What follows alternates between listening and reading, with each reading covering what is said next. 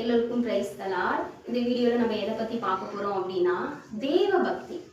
தேவ பக்தி அப்படின்னா நம்ம சில காரியத்தை பின்பற்றிட்டு இருக்கோம். அதாவது வேதம் வாசிக்கணும், ஜெபிக்கணும், ஆலயம் செல்லணும், இதுதான் நம்ம தெய்வ பக்தி அப்படின்னு சொல்லி நம்ம நினைச்சிட்டு இருக்கோம். ஆனா இது உண்மையான தெய்வ பக்தியா அப்படின்னா இல்ல. ஸோ தேவ பக்தி அப்படின்னா என்ன அப்படின்றத குறித்து வேதம் நமக்கு தெளிவா வலியுறுத்துறது. ஸோ அந்த வசனத்தை நான் வாசிக்கிறேன், கவனமாய் கவனியுங்கள்.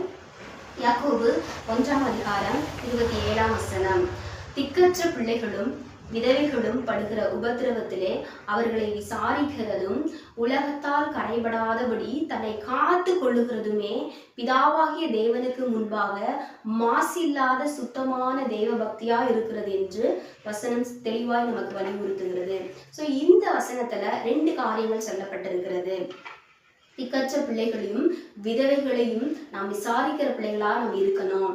ஸோ இந்த நாட்களிலும் கூட கிறிஸ்துமஸ் நாட்களில் திக்கற்ற பிள்ளைகளையும் விதவைகளையும் நான் போய் விசாரித்து அவங்களுக்கு ஒருவேளை உணவு அல்லது ஒரு உடையை நம்ம கொடுத்து அவங்க கிட்ட நம்ம அன்பு செலுத்தி அவங்கள நம்ம பார்த்தோம் அப்படின்னா இதுதான் உண்மையான தெய்வ பக்தி.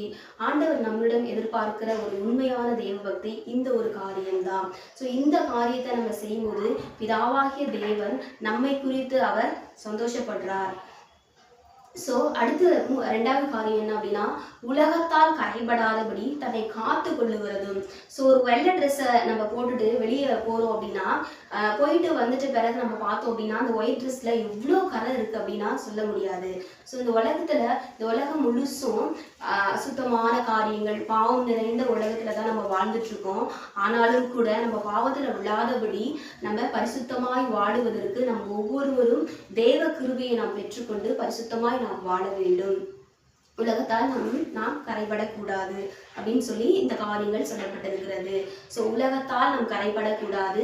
திக்கற்ற பிள்ளைகளையும் விதவைகளையும் நாம் ஆதரிக்க வேண்டும், அவர்களை விசாரிக்க வேண்டும், அவர்கள் மேல் நாம் அன்பு செலுத்த வேண்டும் என்பதை குறித்து இதுதான் உண்மையான தெய்வ பக்தி அப்படின்னு சொல்லி வசனம் நமக்கு தெளிவாய் வலியுறுத்துகிறது. ஸோ நாம் இதை கடைபிடிப்போம்.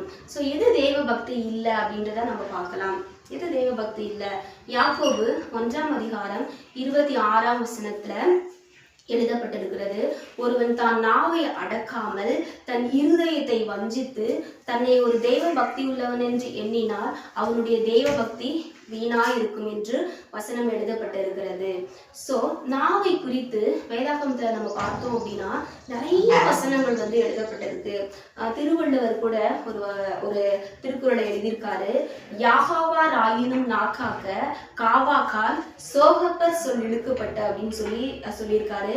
ஸோ இந்த திருக்குறளுடைய பொருள் நம்ம பார்த்தோம் அப்படின்னா ஒரு மனிதன் எதை காக்காவிட்டாலும் நாவை காக்க வேண்டும், ஏனென்றால் அவன் சொற்குற்றம் ஏற்பட்டு துன்பப்படுவான் அப்படின்னு சொல்லி இதனுடைய பொருள்.